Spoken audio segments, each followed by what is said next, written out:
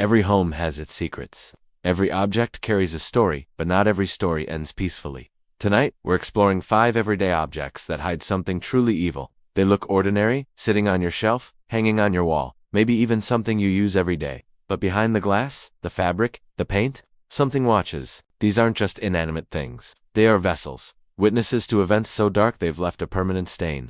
We're peeling back the layers of the mundane to reveal the malevolent forces lurking just beneath the surface. From a simple piece of furniture to a child's toy, their histories are steeped in tragedy and fear.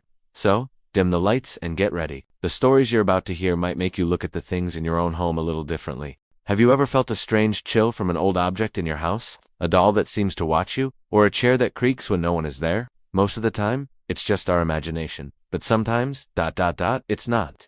Today, we're diving into 5 chilling tales of everyday objects with dark, unsettling histories. These stories might make you look twice at that old antique you bought at a flea market. Our first story takes us to a quiet home in York, England, and centers around an object many of us look into every single day: a mirror. For Lydia and her family, this antique mirror wasn't just a piece of decor. It was a cherished heirloom, passed down through generations. It was said to have good energy, a comforting presence in the house. But one day, that comfort turned into cold, creeping dread. It started subtly. Lydia would glance at her reflection and feel a split-second delay, a lag. She'd smile, and her reflection would smile back, just a moment too late. At first, she dismissed it as a trick of the light or a sign she was tired, but then, the delays grew longer. Sometimes, when she smiled, her reflection wouldn't smile back at all. It would just stare, with empty, unblinking eyes. Her unease grew into genuine fear. Was she losing her mind? To prove she wasn't imagining things, she decided to record it. She set up her phone one evening, aimed it at the mirror, and stood perfectly still. When she played back the footage, her blood ran cold. On the screen, she saw herself standing motionless as she remembered. But her reflection was slowly, deliberately tilting its head, as if trying to get a better look at her, right through the screen. That was the last straw. Terrified, Lydia threw a thick sheet over the mirror, determined to block out whatever was looking back at her. She hoped that covering it would be enough to break the connection, to sever the gaze. But when she awoke the next morning, a new horror awaited her. The sheet was crumpled on the floor, and on the mirror's surface, condensed in the morning fog, were 4 simple words that would haunt her forever. I like your room. The family got rid of the mirror immediately, but the question remains: what was it, and where is it now? Next, we journey to a small town in Pennsylvania, where an antique rocking chair became the source of relentless terror for a young family. Continue with the next story. Ready to feel a chill run down your spine? From a seemingly innocent doll to a cursed painting, these items hide terrifying secrets. We've got a lot to cover, so let's jump right into our first story: the doll that's said to be alive. In 1970, a woman bought a Raggedy Ann doll for her daughter, Donna. But this wasn't just any doll. Soon after, Donna and her roommate noticed it would move on its own. They'd leave it on the bed and come back to find it sitting on the couch. Then, they started finding little notes written in a child's handwriting saying, "Help us." Things got even creepier when a friend was visiting and claimed the doll attacked him, leaving real scratch marks on his chest. Scared out of their minds, they called in paranormal investigators Ed and Lorraine Warren. They determined the doll wasn't possessed, but was being manipulated by an inhuman spirit that was tricking the girls. The Warrens took the doll and locked it away in their occult museum, where it sits to this day inside a glass case with a sign that warns, "Positively do not open." Next up, we travel to a pub in North Yorkshire, England. Tucked away in this cozy little spot is an old wooden chair. It looks harmless enough, a bit worn from age, with initials carved into the wood, but the locals have a different name for it: the Chair of Death. The legend dates back to World War II. Young soldiers, full of bravado, would dare each other to sit in the chair before heading off to battle. A final act of defiance before facing the unknown. The chilling part: every single soldier who accepted the dare, never returned.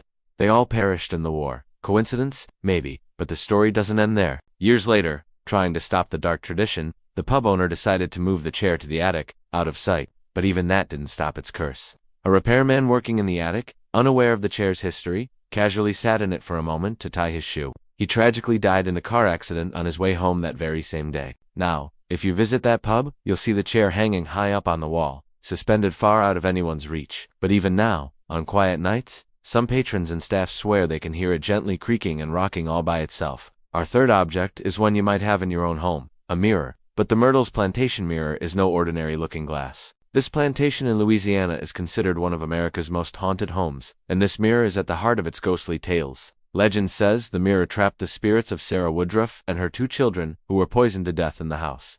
It's a tradition to cover mirrors after a death to prevent spirits from being trapped. But this one was overlooked. Over the years, countless visitors have reported seeing figures in the mirror, sometimes even seeing ghostly handprints appearing on the glass that won't wipe away. People who have taken photos of the mirror have captured strange, shadowy figures that weren't there when the picture was taken. Imagine looking into a mirror and seeing not just your reflection, but the ghostly faces of a family from another time staring back at you. For our fourth story, we step into the world of art. The painting is called The Hands Resist Him, and it's known as the most haunted painting on the internet. Created by artist Bill Stoneham in 1972, it depicts a young boy standing next to a doll in front of a glass door, with many small hands pressing against the glass from the other side. The painting was first displayed in a gallery where both the gallery owner and the art critic who reviewed it died within a year. Later, it was found abandoned behind a brewery. An anonymous couple bought it on eBay, and their listing went viral because of their terrifying claims.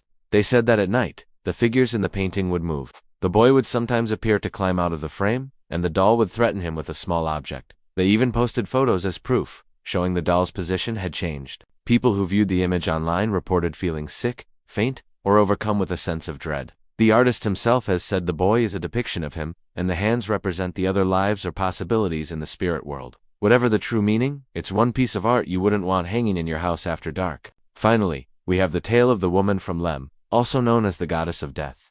This limestone statue, carved around 3500 BC, seems to carry a deadly curse for anyone who owns it. Its first recorded owner, Lord Elephant, and his entire family of 7 died within 6 years of acquiring it. Its next to owners, Ivor Minucci and Lord Thompson Noel, also saw their families perish in a similarly short time. The fourth owner, Sir Alan Biverbrook, died along with his wife and 2 daughters. His 2 surviving sons, terrified, donated the statue to the Royal Scottish Museum in Edinburgh. Did the curse stop there? Not quite. The chief curator who handled the statue upon its arrival at the museum died within a year. Today, the woman from Lem is kept securely behind glass, and no one dares to touch it. It's a chilling reminder that some objects from the ancient world might be better left undiscovered. In the 1980s, a series of paintings swept across the United Kingdom. They were simple, yet captivating, portraits of young, tearful children. The artist, Bruno Amadeo, who went by the name Braglin, claimed his Crying Boy series was meant to bring comfort and evoke empathy. But what happened next was anything but comforting. A strange and terrifying pattern began to emerge. Homes that owned a copy of the Crying Boy started catching fire. One after another, houses were reduced to rubble and ash. Firefighters responding to these scenes discovered something deeply unsettling. Amidst the charred remains of furniture, clothes, and memories, one object would always be found completely unscathed: the painting itself. The paper wasn't even singed. The frame was perfectly intact. It was as if the fire had deliberately avoided it. The phenomenon became so widespread that the British tabloid The Sun ran a story dubbing it "The Curse of the Crying Boy." Panic spread. People started reporting that the painting seemed to move on its own, that the boy's eyes would follow them around the room. Firefighters grew superstitious, with some even refusing to have a copy of the painting in their own homes.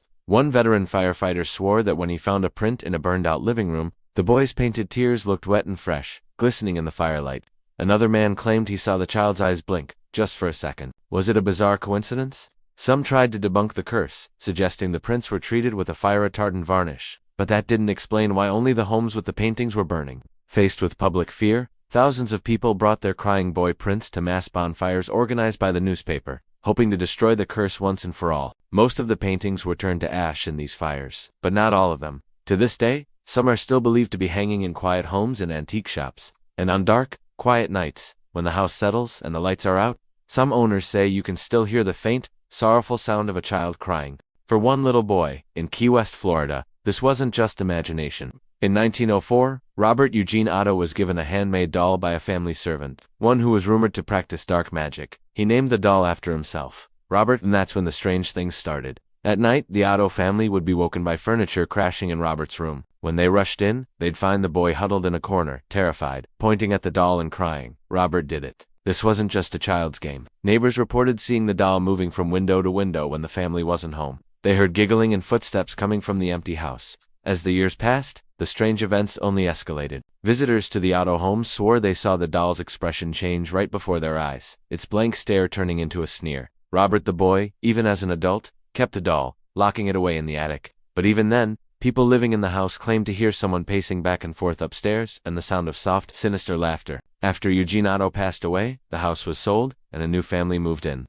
Their 10-year-old daughter found Robert the doll in the attic and was thrilled. But her excitement quickly turned to terror. She claimed the doll was alive, that it tormented her at night, and even tried to hurt her. She would wake up screaming, claiming Robert had been standing over her bed. Today, Robert the Doll resides in the Fort East Martello Museum in Key West, locked securely in a glass case. But his story is far from over. Museum staff and visitors report all kinds of paranormal activity. Cameras malfunction, electronic devices drain their batteries, and some people feel an overwhelming sense of dread just by being near him. But here's the most chilling part. There's a rule. If you want to take a picture of Robert, you must ask his permission first. Politely. If you don't, legend says you'll be cursed with a string of terrible luck, car accidents, job losses, broken relationships, you name it. The museum walls are lined with letters from people all over the world, begging Robert for forgiveness. They apologize for taking his picture without asking, or for mocking him, and they plead for him to lift the curse. Imagine this: a single solitary phone booth perched on a hill in Utsuchi, Japan. It's not connected to anything. The wires are cut. It's completely dead. Yet day after day, a line of people forms, waiting patiently for their turn to pick up the receiver. They call it Keizei no Denwa, or the wind phone. It was created by a man named Itaru Sasaki so he could speak to his cousin who had passed away. After the devastating 2011 tsunami, he opened it to the public, offering a way for thousands of grieving people to talk to the loved ones they'd lost. It's a place of profound sadness, but also of healing. But recently, the whispers from the wind have changed. Visitors started reporting something unsettling. As they spoke into the silent receiver, they began to hear faint voices whispering back through the static. Not just any voices, but familiar ones. Some claimed to hear their own names carried on the breeze. It was strange, even a little spooky, but many dismissed it as grief playing tricks on the mind. That is, until one woman's experience sent a shiver through the entire community. She had come to speak to her young son, lost to the waves. As she tearfully recounted her day, she heard Edda Child's laughter, echoing faintly from the earpiece. She dropped the phone and fled in terror. Why? Because in all his life, her son had never, ever laughed like that. The phone may not connect to any lines, but something, or someone, is definitely on the other end. Next up, we have a doll that looks innocent enough, but has a history so dark it's kept under lock and key. In the early 1900s, a young boy named Robert Eugene Otto received a handmade doll from a family servant. He loved it, named it Robert, and treated it like a real person. He'd talk to it for hours. But soon, his parents would overhear two distinct voices coming from his room. When they'd ask, the boy would simply say, "Robert did it." Toys would be found mutilated, furniture overturned. Neighbors swore they saw the doll moving from window to window when the family was out. After the boy grew up and passed away, the new owners of the house found Robert the doll in the attic. Their young daughter soon began screaming in the night, claiming the doll was alive and wanted to hurt her. Today, Robert resides in a museum in Key West, Florida. Visitors say his expression changes, and if you take his picture without asking permission, you'll be cursed with misfortune until you write him a letter of apology. Have you ever looked in a mirror and felt like something was looking back? Well, for the owners of the Myrtles Plantation in Louisiana, that feeling is all too real. Inside this historic home, known as one of America's most haunted places, hangs an ornate mirror. Legend says it holds the trapped spirits of Sarah Woodruff and her two children. They were allegedly poisoned by a servant named Chloe, and after their deaths, custom dictated that all mirrors be covered to prevent their spirits from being trapped. This one, however, was overlooked. Since then, visitors and staff have reported seeing figures lurking within the mirror's reflection. Handprints, of both adults and children, mysteriously appear on the glass, even moments after it has been cleaned. Some people even claim to see the faces of the Woodruff family staring back at them, their expressions frozen in time. It's more than just a reflection. It's a window into a tragic past that refuses to fade away. Our final story takes us to the world of art. The Hands Resist Him is a painting by artist Bill Stoneham. It depicts a young boy standing next to a doll, with dozens of hands pressed against the glass door behind them. It's creepy enough on its own, but its history is what makes it truly terrifying. The painting was once listed on eBay, and the sellers claimed it was haunted. They said the figures in the painting would move at night, sometimes disappearing from the canvas entirely. The boy was said to step out of the frame and into the room where it was displayed. People who viewed the listing online reported feeling suddenly ill, faint, or overcome with an unseen force. Children would scream and run from the room when they saw it. Even the artist has admitted that the owner of the gallery where it was first displayed, and the art critic who reviewed it, both died within a year of encountering the painting. So, what do you think? Just an unsettling piece of art, or a portal to something much, much darker? From a phone that talks to the dead, to a painting that comes to life, these everyday objects prove that sometimes, the most terrifying things are hiding in plain sight. What do you think of these stories? Let me know in the comments below. They say evil hides in the places we least expect, not in the shadows or under the bed, but in the ordinary things we trust, the things we see every day. Your reflection in the mirror, that old piece of furniture you inherited, a faded photograph on the wall, a child's forgotten doll, the very phone you might be holding. These are the objects that outlive their owners, and sometimes, they remember them a little too well, holding on to echoes of the past. It makes you wonder, doesn't it? Which one of these is sitting closest to you right now? Thank you for watching. If you enjoyed these stories, don't forget to like, subscribe, and hit that notification bell for more tales from the shadows.